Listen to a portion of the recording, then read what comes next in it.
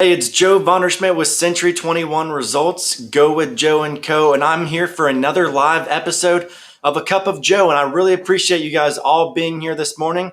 I appreciate all of your support over the last couple of weeks. Been having a lot of people reach out to me asking for me to send them my mugs and t-shirts. So I've been sending out a lot of those over the last week. And I appreciate all you guys who have been taking pictures with that merchandise and giving me a little shout out on social media. So again, we are live every Wednesday at 8 a.m. discussing all things real estate on Facebook, Instagram, and YouTube.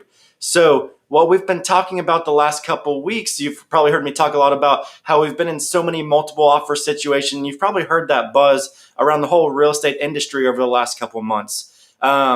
So we've been talking about that from the buyer side, the seller side, and we've even been talking about how to handle them from the agent side. So what I wanted to talk about today is what I believe is potentially the most underrated thing in real estate right now. That's right, the most underrated thing in real estate, and that is backup offers. So what I'm going to do today is I'm going to explain what backup offers are, how they work, and why I think they are the most underrated thing in real estate right now.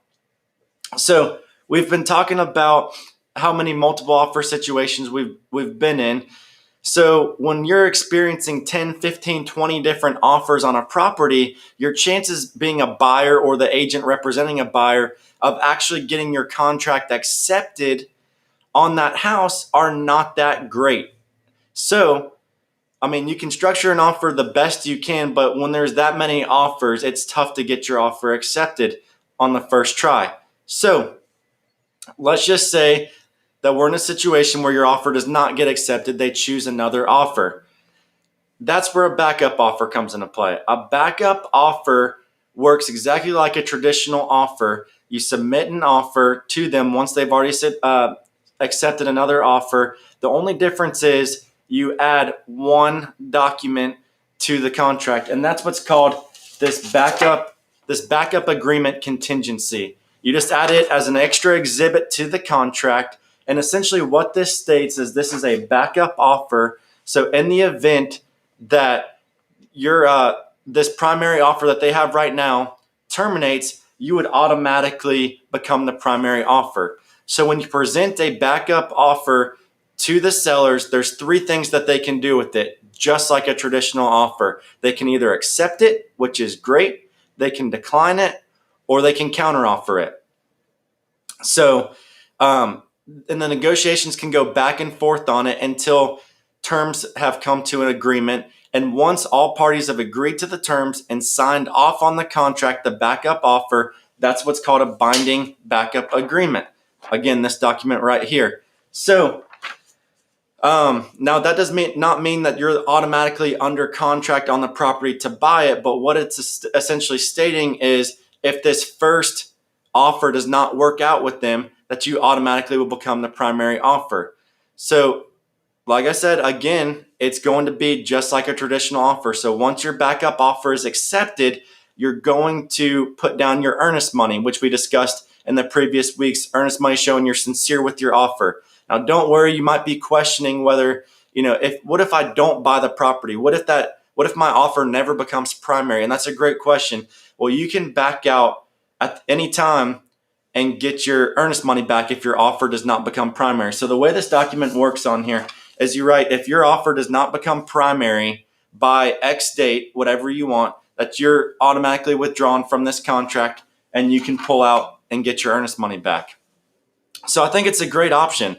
So couple of things that I wanted to go over that I think that make them great. So number one, it allows you to essentially still home shop even if you're not the primary offer. So even if you've got an accepted backup offer, you're still able to go out and look at other homes. And if you find a home that you like better and get an accepted offer, you can pull your backup offer and still get your money back.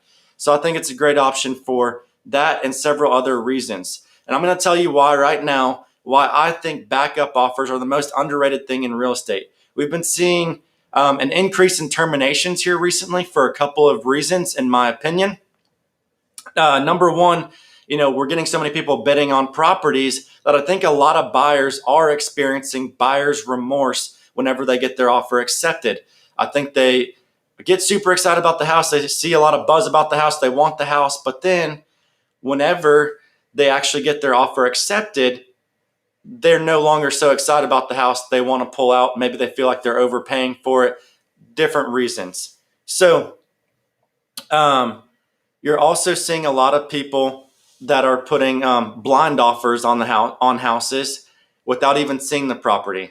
So when these people are putting blind offers, they get their offer accepted, and then they go out and see the property. Now that they're in their due diligence period, they go out and see it, and they decide that they don't like the house.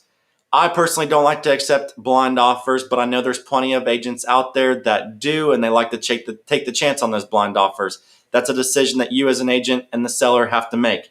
So again, we're seeing lots of terminations here in the market, which is why I think that backup offers could be a great opportunity if you and your clients miss out on that house the first time around, because a lot of people won't present backup offers, but you presenting a backup offer, you can get that second chance at the property.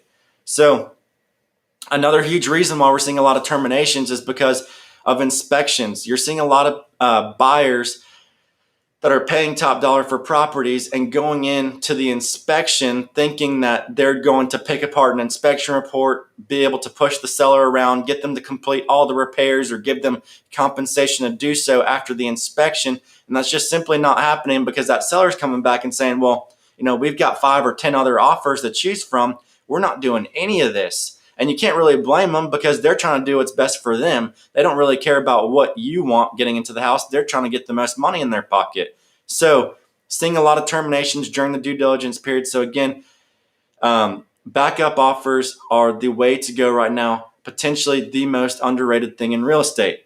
So I wanted to reiterate again that the great thing about a backup offer is once your backup offer is accepted, you are still able to go out and home shop until your offer becomes the primary offer.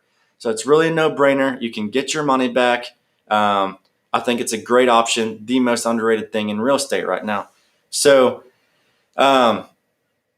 just wanted to recap that. But again, I appreciate all you guys being here for another weekly episode of A Cup of Joe. I see we got some people tuned in this morning. I appreciate you letting me know that you're here watching, because I can't see who's watching unless you comment, let me know that you're here.